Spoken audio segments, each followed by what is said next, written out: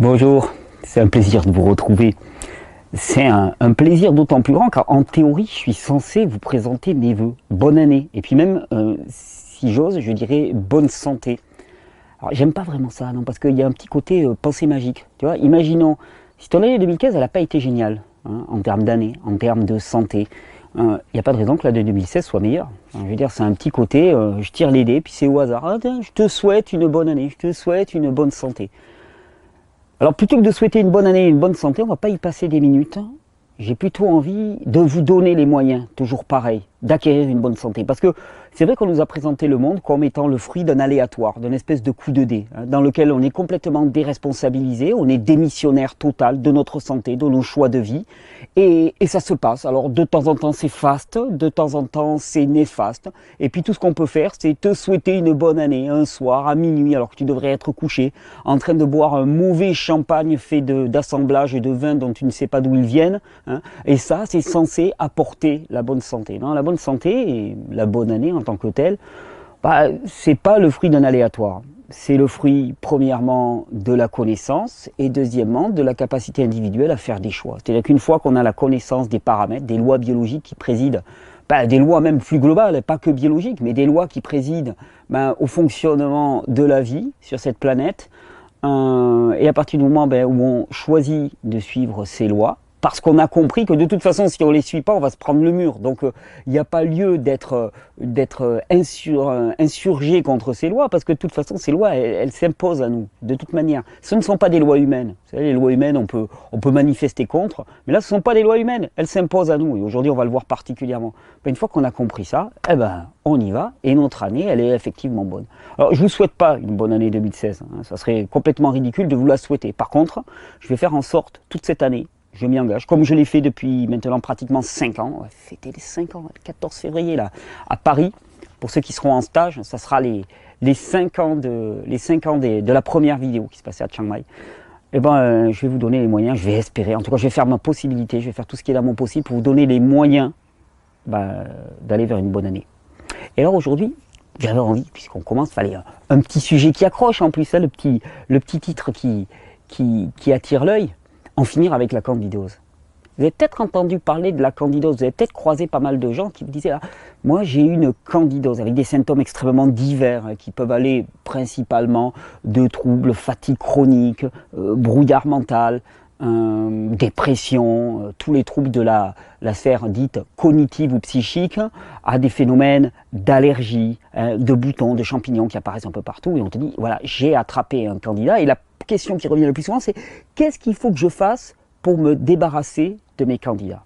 Alors aujourd'hui, en finir définitivement avec le candidat. Peut-être pas au sens où vous l'entendez en termes de en finir. Alors déjà, bon, moi je veux bien détruire les candidats albicans. Bon, on peut y réfléchir, mais j'aimerais bien savoir quand même ce que c'est. Donc tu vois, quitte à tirer sur quelqu'un, quand même, j'aime bien voir son visage, quoi, avant de tirer. Tu ne crois pas? Parce que, histoire de ne pas faire d'erreur, quoi, de ne pas tirer sur un copain.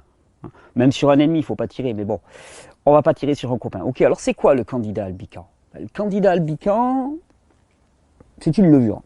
C'est un champignon, c'est une levure. Hein. Ce sont des champignons unicellulaires hein, qui sont présents à l'état natif dans l'organisme. Ok.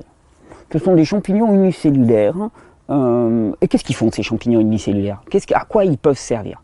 Voilà, les champignons unicellulaires de type candida, ce qu'ils réalisent, ce sont des fermentations. Ok, fermentation, mais qu'est-ce que c'est la fermentation? C'est un processus qui se produit en l'absence d'oxygène, on dit anaérobie, hein, et qui permet de dégrader le carbone pour produire de l'énergie pour la cellule. Hein. Pasteur disait un truc, c'est pas souvent que je cite Pasteur, hein, c'est le début d'année, hein, mais Pasteur disait finalement la fermentation, c'est la vie en dehors de l'oxygène. C'est un processus de production d'énergie en l'absence d'oxygène. Ok, donc les candidats albicans sont des levures, des champignons, présents de façon endogène dans l'organisme, c'est-à-dire on en a tous des candidats albicans. Donc quand on te dit moi j'ai des candidats albicans, et rassure-toi, moi aussi, et puis lui aussi, et puis lui aussi, et puis lui aussi, on en a tous. C'est présent de façon endogène dans tous les organismes. Toi, ce que tu as, c'est une prolifération de candidats albicans. Hein, tu as une surabondance de ces candidats albicans.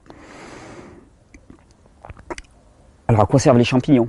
À quoi servent les levures et les champignons dans ce monde? Alors on montre en biologie que les levures et les champignons sont des décomposeurs de la matière. C'est-à-dire qu'ils viennent et ils décomposent, ils transforment la matière en excès. Alors, les levures sont les organismes vivants, puisque ce sont des organismes vivants, sont les organismes vivants les plus importants quasiment sur cette planète. Les levures et les champignons, pour ceux que ça intéresse, il faudra aller regarder un peu les travaux de Paul Stamets par exemple, qui sont extraordinaires sur les champignons, les levures étant des champignons, ou les champignons étant des levures plutôt. Il faudra aller regarder les travaux de Paul Stamets pour montrer comment les champignons sont à la base de la vie sur cette planète. Les champignons décomposent la matière et la transforment. Les candidats albicans dans le corps, ils servent à quoi? Les candidats albicans, ils ont un rôle essentiel en termes de digestion, de transformation, de chélation et de synthèse. Ils réalisent toutes ces fonctions à la fois. Par exemple, on s'est rendu compte qu'il y a des levures alimentaires, comme les ultra-levures par exemple, certaines levures alimentaires qui sont toxiques pour le corps. Il y en a une par exemple qu'on appelle la Hop, je prends mes notes là, histoire de ne pas me la jouer. Saccharomyces cerevisiae. Sont des levures qu'on utilise beaucoup dans l'alimentation moderne, par exemple, et qui participent à la production d'un produit qu'on appelle le glutamate monosodique. Par exemple, le candida albicans piège ces produits toxiques dans l'organisme. Le candida albicans, ils sont endogènes et ils ont une palette de fonctions dans le corps qui est juste extraordinaire.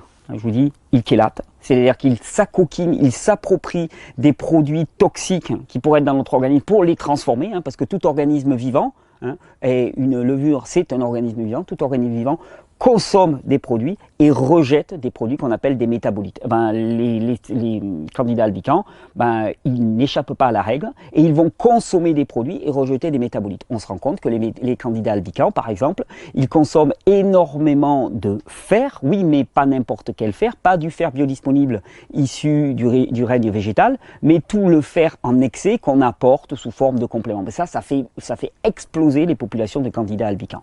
Candidats albicans, ils ont un rôle essentiel aussi dans la digestion. Pourquoi? Parce que les candidats albicans produisent énormément d'enzymes qui permettent la digestion des produits de notre alimentation. Ah ouais? Eh ouais. On oubliait tout ça. Alors attends, on va peut-être réfléchir un petit peu. Tu peux vider ton chargeur là. Avant de tirer la vue sur les candidats albicans, on va peut-être réfléchir un petit peu. Donc, la question que tu te poses, c'est pas j'ai des candidats albicans, comment les détruire? C'est il y a un surdéveloppement de candidats albicans. Et comment est-ce que je peux y répondre au mieux? Alors, les candidats albicans, ce sont des microbes. Les microbes, qu'est-ce que c'est? Ça veut dire trop petit pour être vu à l'œil nu. Super définition scientifique, je te l'accorde. Là-dedans, tu vas avoir des champignons, tu vas avoir des levures, tu vas avoir des bactéries, tu vas avoir des virus qui sont à la limite entre le vivant et le non-vivant, pas tout à fait vivants, qui ont besoin d'un hôte pour être vivants. Mais bon, passons, on pourra mettre des virus. Et alors, chose qu'on a découvert encore récemment, on s'est rendu compte que tous ces microbes communiquent entre eux. C'est-à-dire qu'ils n'agissent pas de façon isolée, ils communiquent entre eux au travers d'un langage qu'on a appelé le quorum. Et c'est ce qui fait que toutes ces populations, elles s'organisent en permanence entre eux. Et bon, je vais te dire une chose, par exemple, les champignons et les bactéries sont en équilibre. C'est-à-dire que s'il y a un bon équilibre entre champignons et bactéries, tout se passe bien. Si d'un seul coup, il y a moins de bactéries, les champignons, ils vont monter en os. Pourquoi? Parce que tous réalisent la même fonction. Ce sont des décomposeurs finaux du système. C'est-à-dire qu'ils s'acoquinent, ils s'approprient la matière et la transforment quand elle est en accès. Donc, on peut en déduire rapidement que excès de candidats albicans égale premièrement déséquilibre de toute ton entièreté bactérienne, tous tes microbes qui y a à l'intérieur de ton corps. Deuxièmement, surabondance de candidats albicans égale nécessité de matière à nettoyer. Alors tu vas me dire, déséquilibre de tous les microbes qu'il y a à l'échelle de notre corps. Comment ça? Il y a des microbes à l'échelle de notre corps? Ouais. Si vous suivez ces vidéos, vous le savez, mais à l'échelle de notre corps, on va dire que nous sommes majoritairement microbiens plus que humains. On nous rebat les oreilles, en permanence avec le code génétique. Ça, c'est génétique. Donc si c'est génétique, eh ben, on n'y peut plus rien. Alors, mal barré, parce que en fait, le code génétique humain, proprement dit, cellulaire humain, il représente entre 0,1 et 1% de tout le patrimoine génétique qui est présent dans notre corps. Et 99% ou 99,9% selon les individus, bah, plus de 99% de notre patrimoine génétique, bah, il est microbien. D'ailleurs, c'est ce qui fait qu'on te dit toujours, entre nous, il y a 99% de code génétique en commun. Ok, code génétique cellulaire. Par contre, au niveau du code génétique microbien, il y a des grosses différences. Ça explique que tu n'as pas la même tête que moi. C'est rassurant parce que sinon, moi, je ne comprenais pas, avec 99,9% de commun, comment on pouvait être si différent au niveau morphologique, au niveau physique, mais au niveau psychologique aussi. Comment on pouvait être aussi différent? Ben, la simple raison est que l'essentiel de notre patrimoine génétique, il est microbien. Et l'essentiel de notre être est microbien. Nous sommes 10 fois plus microbiens que cellulaires. Et tous ces microbes, ils communiquent ensemble. Donc le candidat albicans est une levure parmi des milliers de champignons. Et il faut bien comprendre que tous ces micro-organismes, ils évoluent en synergie. Ils communiquent entre eux et évoluent en synergie. Quand est-ce qu'ils commencent à y avoir problème? Ils commencent à y avoir problème quand il y a déséquilibre dans ces populations de microbes. C'est-à-dire que normalement, tout se régule en permanence. Il ne peut pas y en avoir un qui va prendre le dessus sur les autres. Pourquoi? Parce qu'il va y avoir des équilibres même dynamiques. Ces équilibres dynamiques nous assurant qu'il n'y a pas une population qui va prendre l'ascendance sur les autres. Parce que s'il y a une population qui commence à passer en surnombre, elle va avoir une raréfaction de sa nourriture, donc elle va commencer à diminuer, les autres vont prendre le dessus. Il y a des processus de régulation qui sont prévus, qui font partie de ces lois biologiques de l'homéostasie, qui prévalent à toutes les échelles du vivant, et qui vont faire que les populations vont s'équilibrer. Quand est-ce qu'il y a problème? Il y a problème quand il y a un déséquilibre induit par une cause extérieure majeure. Alors, qu'est-ce qui cause des déséquilibres parmi nos populations microbiennes? Eh bien, on a eu la drôle d'idée, je te l'avoue, dit comme ça paraît même comique si ce n'était pas aussi catastrophique. On a eu la drôle d'idée, depuis 50 ans, d'utiliser des produits, soi-disant pour nous apporter la santé, puisqu'il y a des professionnels de ça, des produits qu'on appelle les antibiotiques. Alors, antibiotiques, le biote, c'est l'ensemble des microbes qui composent ton corps. Antibiotiques, ça veut dire contre les microbes de ton corps. Et d'ailleurs, je ne sais pas si tu as remarqué, mais quand on te dit microbe, comme ça, tout de suite, on te dit, ouais, je vais te parler d'un microbe, tu as plutôt l'impression que c'est pas un truc très sympa. Hein, je veux dire, microbe, si tu qualifies quelqu'un de microbe, c'est plutôt négatif comme qualificatif. Quand tu penses microbe, tu ne penses pas immédiatement à un allié qui est responsable de la majorité des synthèses, des chélations, des processus digestifs, des processus métaboliques dans ton corps. Et pourtant, l'essentiel des microbes du corps sont extrêmement favorables. Il y a toute une idéologie qui a été construite autour de ça. Alors, pourquoi est-ce qu'il y a des déséquilibres dans les populations bactériennes? Pourquoi est-ce qu'il y a une explosion d'un seul coup de candidats albicans? Simplement déjà parce qu'on a tout fait pour que cela advienne en utilisant des produits qu'on appelle des antibiotiques qui détruisent les bactéries. Donc automatiquement, quand les bactéries sont en sous-nombre, hop, les champignons grimpent, les champignons et les levures grimpent. Automatique. On aurait dû te le dire, on ne te l'avait pas dit. Bon, la deuxième chose, c'est l'utilisation des pilules contraceptives. Ça aussi, on sait très bien que ça a une action extrêmement défavorable sur les populations microbiennes. Et d'ailleurs, les antibiotiques, tu vas me dire, ah ouais, moi j'ai jamais pris d'antibiotiques, mes parents m'ont protégé. Ok, d'accord. Tu as peut-être consommé des produits animaux, de la viande, d'animaux extrêmement traités aux antibiotiques. Ok, tu as mangé des antibiotiques. Et puis il y a une troisième raison. Qu'est-ce qui impacte de façon extrêmement lourde nos populations bactériennes? C'est le stress. Le stress et la fatigue ont un impact extrêmement catastrophique sur nos populations bactériennes et induit ce qu'on appelle un phénomène de dysbiose intestinale. Alors, antibiotiques,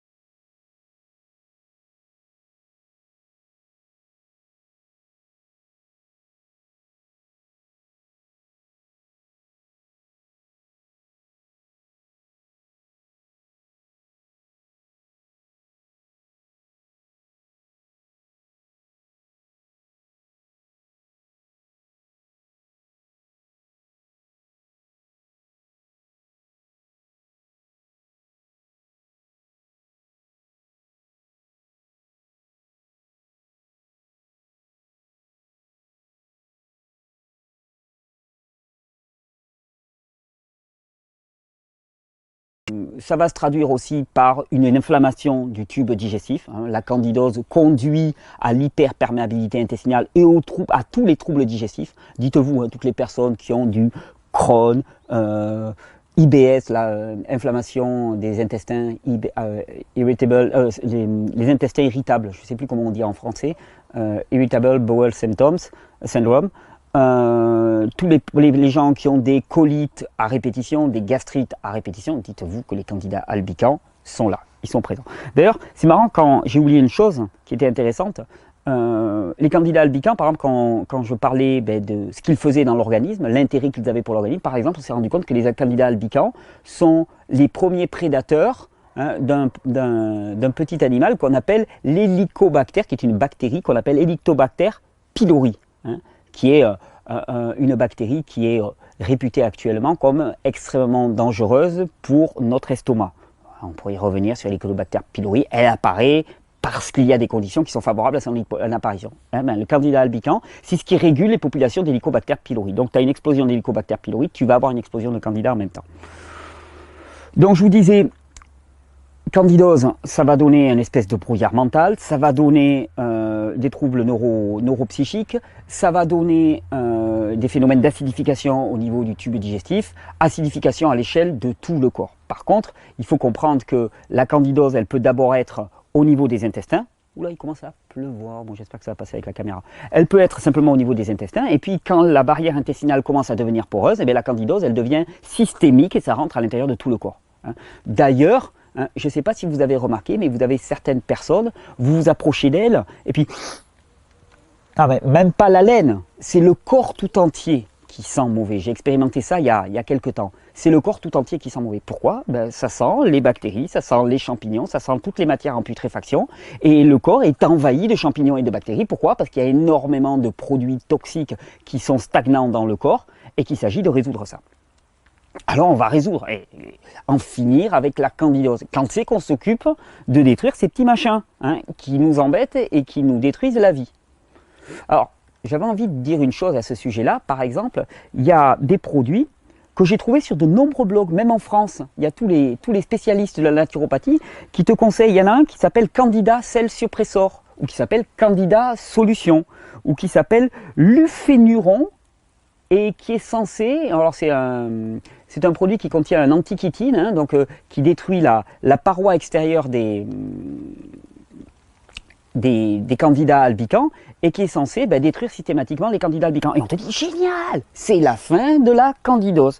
Alors, le seul problème avec ça, c'est que le fameux lufénuron est un produit ultra toxique, qui a même été interdit en agriculture, parce que c'est un antichitine, donc il détruit la paroi, la carapace des bactéries, des petits insectes et ainsi de suite. Et il amène quoi? Il amène à une destruction systématique de toutes les bactéries de l'organisme, et il amène surtout à une explosion des candidats albicans. Les candidats albicans, quand ils explosent, qu'est-ce qu'ils relâchent de l'organisme? Énormément de produits toxiques. Il commence à pleuvoir, donc on va déplacer la caméra, et je reprends juste après. Alors le fameux lufénuron, il faut savoir qu'en usage vétérinaire, par exemple, il est interdit en ingestion, en oral. Il est autorisé qu'en externe. Et puis surtout, il faut bien comprendre que c'est un antichitine. Or, les candidats albicans, c'est pas des crabes, c'est pas des insectes. Donc l'efficacité est extrêmement limitée. Donc, détruire les candidats albicans en tant que tel, c'est pas très dur. Tu prends de la soude caustique, tu avales de la soude caustique ou tu avales de l'acide chlorhydrique, je peux te dire, tu vas tout nettoyer. Le problème, c'est qu'est-ce que tu vas faire dans ton organisme? Qu'est-ce que tu vas avoir comme conséquence dans ton organisme? Il faut bien comprendre que la prolifération des candidats albicans, qui sont des champignons, sont dès le départ la conséquence en priorité du déséquilibre dans les populations microbiennes et de la destruction des bactéries par les antibiotiques. Donc il ne s'agit pas de prendre des produits extrêmement agressifs comme ce Candida Solution qui est un poison. D'ailleurs, j'avais vu, tenez, c'est l'occasion de le citer aussi en France, par rapport à toutes ces questions de dysbiose intestinale, de microbes et ainsi de suite. Vous avez un site fabuleux que le monde entier pourrait nous envier parce qu'il a été fait par des passionnés et il est extrêmement riche. Ça s'appelle, alors avant c'était un forum, maintenant ça n'en est plus un. Ça s'appelle Cron, C-R-O-H-N, si j'y pense je le mettrai sur l'écran, Cron superforum.fr, superforum. Si vous tapez aussi M-I-C-I, maladie inflammatoire chronique de l'intestin, les MICI, hein, vous allez tomber dessus. Et il y a une ressource exceptionnelle. Et je sais que dans ce forum, j'avais lu un article, parce que je le lis régulièrement, et je remercie vraiment ces auteurs, j'avais lu un article sur le candidat Cell Solution ou le candidat Solution, et ils expliquaient que la société qui avait produit ce poison, en tant que tel, était basée aux Bermudes, enfin un truc complètement obscur au niveau montage financier. Pourquoi ? Parce que c'est un produit qui est toxique, c'est un poison. Alors effectivement, tu vas avoir une destruction de tes candidats, mais à quel prix, hein? Parce que c'est bien joli de venir voir quelqu'un et de dire « je veux détruire mes candidats albicans ». Oui, mais ils servent à quoi dans l'organisme? Ils servent à quoi et qu'est-ce que ça va te coûter de les détruire? Alors, comment détruire les candidats albicans? Ben, ce genre de produit extrêmement toxique, non. Il n'y a pas de raccourci vers la santé. Vous avez bien compris, les candidats albicans, ils sont liés à deux paramètres. Déséquilibre des populations bactériennes et deuxièmement, alors déséquilibre des, je pensais déjà à la suite, déséquilibre des populations bactériennes et accumulation de déchets dans l'organisme. Alors, ensuite, quand on parle de candidose, quand on parle de solution à la candidose, on va te parler de régime anti-candidat. Bim, les régimes anti-candidats. Alors, c'est rigolo parce que les régimes anti-candidats, j'en avais entendu parler, et ça me laissait toujours extrêmement sceptique. Le principe du régime anti-candidat, c'est de dire, bon, les candidats sont des levures qui mangent des sucres, ça c'est vrai. Donc on va couper les sucres de manière à ce que les candidats soient affamés et meurent. Alors, il y a quand même un souci pour moi quand on y réfléchit. Je ne suis pas un microbiologiste excellent, mais quand tu réfléchis, les candidats albicans, ce sont des eucaryotes. Il y a les procaryotes et les eucaryotes. Ce sont des eucaryotes. C'est-à-dire qu'ils ont une mitochondrie à l'intérieur de leur unique cellule. La mitochondrie, c'est une centrale énergétique comme il y a chez les humains. Alors, le problème, c'est que la mitochondrie, chez les eucaryotes, elle fonctionne autant sur les sucres que sur les corps cétoniques. C'est-à-dire qu'un régime qui est censé mettre le corps en cétose nourrit aussi bien les candidats albicans qu'un régime qui est basé sur le sucre. Ça n'a aucun fondement, strictement aucun fondement. Et d'ailleurs, en pratique, ça ne sert à rien.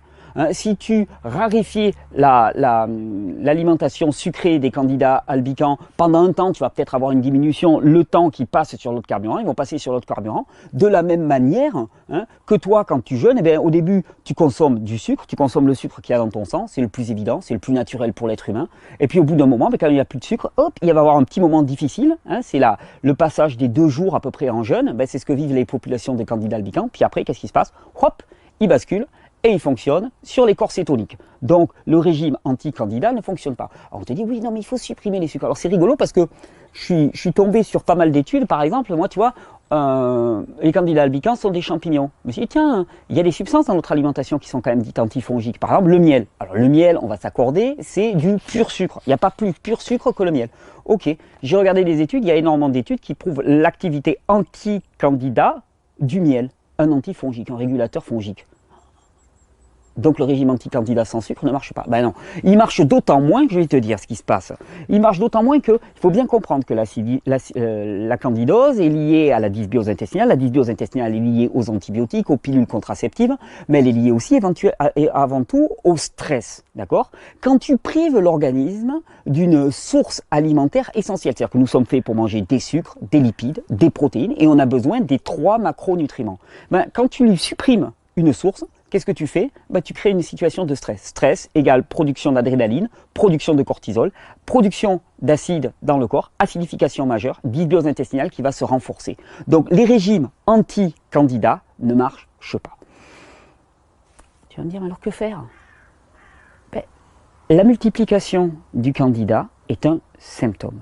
Et comme tout symptôme, il n'a aucune importance en tant que telle. Tu peux décider de supprimer le symptôme. À ce moment-là, tu vas être le jouet des vendeurs de produits plus ou moins miracles pour déduire les candidats abicants. Mais le truc, c'est que on va te vendre un fusil qui va être extrêmement efficace pour tirer sur ta famille, sur ta propre famille. Tu es quand même en droit de demander, ok, votre fusil est super efficace, ça j'en conviens. Mais est-ce que ça a vraiment du sens de tirer sur ma propre famille? Là, les candidats albicans et les microbes, c'est toi. Est-ce que ça a du sens de développer des produits extrêmement efficaces pour détruire toi-même? Alors, sous prétexte que c'est alternatif, tu sais, on tape sur les antibiotiques, on tape sur les médecins, mais on se rue chez les naturopathes pour avoir des solutions extrêmement rapides. Et le candidat solution, par exemple, parmi tous les anti-candidats qui puissent être, en fait partie.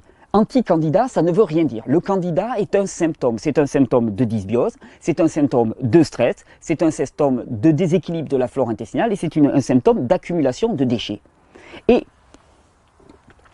tu vas t'amuser à cibler les populations de candidats albicans.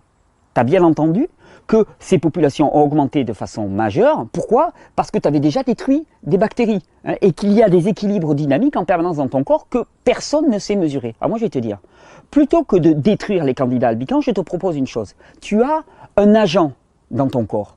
Tu es une espèce de garde de sécurité. Tu as même des compagnies de sécurité dans ton organisme qui sont là pour tout réguler. C'est ce qu'on appelle le système immunitaire. Le système immunitaire, il est avant tout lié à la richesse et à la diversité de tes populations microbiennes qui vont s'équilibrer les unes les autres et qui vont réaliser ce rôle de protection. Alors, plutôt que toi, en te croyant extrêmement intelligent, ou ton naturopathe, à qui tu donnes 70 € par séance, eh bien, plutôt que toi ou ton naturopathe, vous disiez, oui, je vais aller détruire Candida albicans. Et puis après, tu vas dire, ouh là, mais c'était pas Candida albicans, c'était telle bactérie qu'il fallait aller cibler. Ou, mais en tapant sur Candida albicans, il y a telle bactérie qui est remontée en flèche. Mais bien sûr, puisque tu as tapé sur des champignons, tu vas avoir une infection bactérienne qui va se dérouler juste après. Mais tant mieux, parce que le naturopathe ou le médecin, il va te vendre des remèdes en plus. Tu viens pour le candida, ensuite tu viens pour l'infection bactérienne, puis tu reviens pour le candida, yo-yo permanent et tiroir-kex qui marche à fond. Il faut bien comprendre que tous ces équilibres-là, ils sont extrêmement subtils.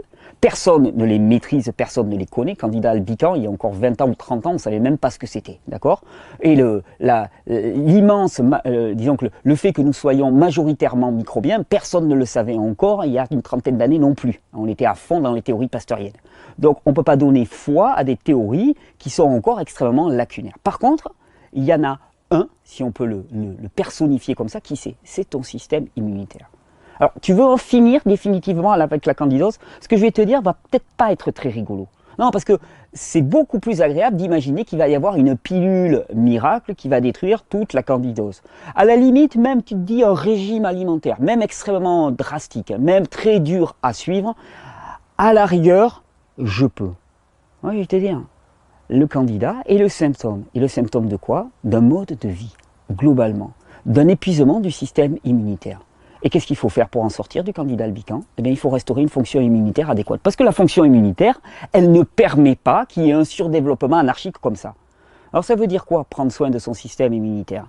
Qu'est-ce qui est le plus affectant pour le système immunitaire? L'épuisement, le stress. Ah, on est mal barré, eh bien oui. Si j'avais un truc à te souhaiter pour 2016, c'est de sortir de cette croyance délirante qu'il faut que tu t'agites et que tu participes à ce monde pour être vivant et reconnu. Ça fait partie des choses extrêmement nocives et qui nous poussent directement à l'épuisement, et l'épuisement particulièrement de notre système immunitaire. Le candida albicans est le reflet de notre mode de vie, le reflet d'une alimentation qui est chargée de substances pesticides, antifongiques et antibiotiques, donc ils vont détruire les microbes qui sont pourtant essentiels à notre fonctionnement, et la conséquence du stress. Qu'est-ce que le stress induit? Le stress induit de la fatigue. Fatigue égale diminution du potentiel digestif de l'individu. On digère mal, on a de la matière non digérée dans les intestins. Comme on a de la matière non digérée dans les intestins, eh bien, il y a des multiplications microbiennes et fongiques de manière à digérer cette matière. Et donc, après, c'est un cercle vicieux qui s'installe. Plus on est fatigué, plus il y a de matière non digérée, plus il y a de candidats albicans qui sont là, avec tous les autres champignons, avec toutes les autres bactéries. Si en plus, tu balances là-dessus des antibiotiques, des pilules contraceptives et du stress qui va amener à une dysbiose, eh bien, à ce moment-là, tu as le tableau complet. Le seul moyen de sortir de cette situation, vraiment, de guérir. Non pas d'avoir une attitude symptomatique qui va faire que tes symptômes ils vont diminuer un temps puis remonter. La seule attitude à avoir, c'est quoi? C'est renforcer le système immunitaire. Et pour ça, vous connaissez la solution. Il faut arrêter cette guerre contre le vivant et nourrir le corps. Enfin. Et nourrir le corps comment? Pour nourrir un système immunitaire, relancer un système immunitaire, c'est absence de stress ou diminution du stress. Parce qu'il n'y a pas de réparation du système immunitaire en situation de stress. Alors stress, c'est tes collègues qui te harcèlent au boulot. C'est 36 voitures qui roulent autour de toi et puis qui vont à toute vitesse. Stress, c'est le rayonnement électromagnétique dans ton appartement. Stress, c'est la lumière qui ne laisse plus de place à la nuit et c'est toujours allumé tout le temps. C'est l'agitation frénétique. Ça, c'est le stress. Et ça, c'est la première cause de dysfonctionnement de l'organisme. Le candidat albicans n'en étant qu'un symptôme. Alimentation aussi, on en parle beaucoup dans ces vidéos et certainement alimentation chargée de pesticides, de fongicides, alimentation dénaturée, privée de micronutriments. Et ça, ça participe pas à l'entretien, à la nourriture d'une flore intestinale riche. Parce que quand on te parle de quelle est la nourriture adaptée à l'humain, je vais te dire, étant donné qu'on est 90% bactériens, microbiens même, et 10% humains, plutôt que d'interroger l'humain sur ce dont il a besoin, allons interroger les bactéries, parce qu'il y a plus de chances, vu que c'est elles qui mènent la barque, il y a plus de chances qu'elles nous dirigent vers ce qui est bon pour elles. Qu'est-ce qu'elles ont besoin, les bactéries? Elles ont besoin d'aliments bruts, non transformés, chargés de micronutriments, comme elles ont toujours consommé, et non pas de ces aliments raffinés, modernes, qui satisfont l'humain, et encore, un petit peu, ça a des côtés très séducteurs, mais qui ne satisfont en rien le monde bactérien. Alors, tu vas me dire, oui, il y a des antifongiques. Tiens, je pense à une chose, j'avais oublié une dernière chose. Quand on parle de régime anti-candidat, par exemple, et régime sans sucre, moi je vais te dire une chose que j'ai vu apparaître aussi, tu le rajoutes, parce que j'ai oublié ce facteur-là, mais c'était assez intéressant. J'y avais pensé une fois, et puis, si tu prives les candidats albicans, si tu ne consommes plus de sucre, qu'il n'y a plus de sucre dans tes intestins, que vont faire les candidats albicans? Avant d'arriver à passer et à fonctionner sur les cétones, quel est le risque? Le risque, c'est qu'ils s'immiscent au travers de la paroi intestinale pour passer directement dans le sang, parce que du sucre, il y en a dans le sang en permanence, et qu'à ce moment-là, les candidats, ils soient véhiculés par le sang dans l'entièreté du corps.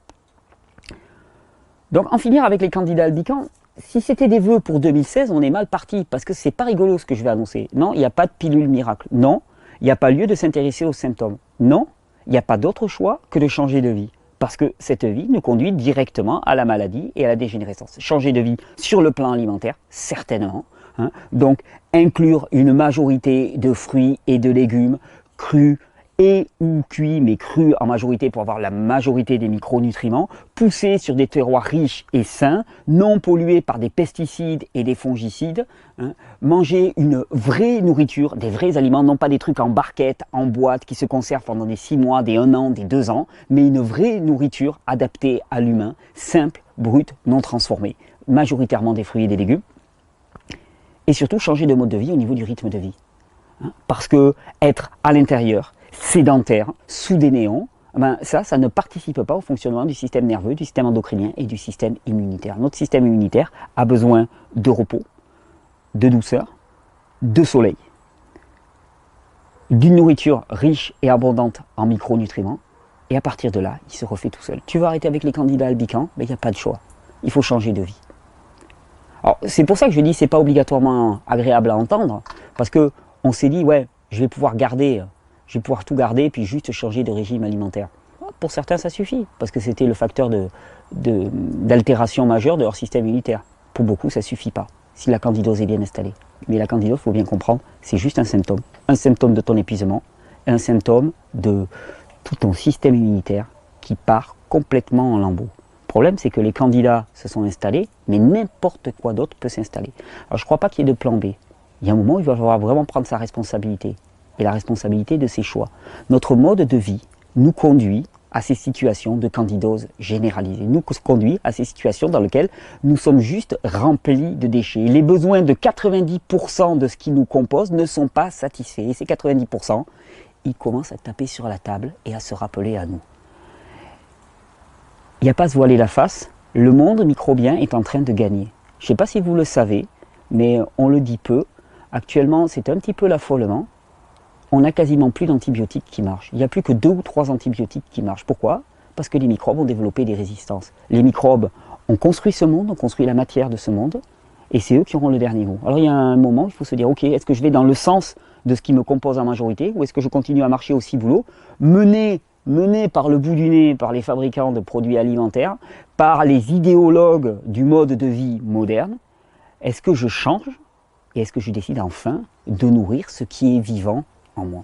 C'est ça tout le challenge de Régénère. Alors en finir avec la candidose, pas de pilule miracle. Ok, il y a des antifongiques qui permettent de réguler un peu les populations. On aurait pu parler d'ail, on aurait pu parler de l'apacho, on aurait pu parler de Nîmes, on aurait pu parler de titri, on aurait pu parler d'origan par exemple. Oui, certes, ça régule. Hein, ça va peut-être permettre un petit peu, on peut en prendre un petit peu, de manière à diminuer un petit peu les populations de candidats albicans, pour aider le système immunitaire à prendre le dessus. Parce que là, actuellement, c'est eux qui ont le dessus sur le système immunitaire. Ok, ça peut aider, mais ça ne résoudra en rien le problème. Ça ne sera jamais une solution.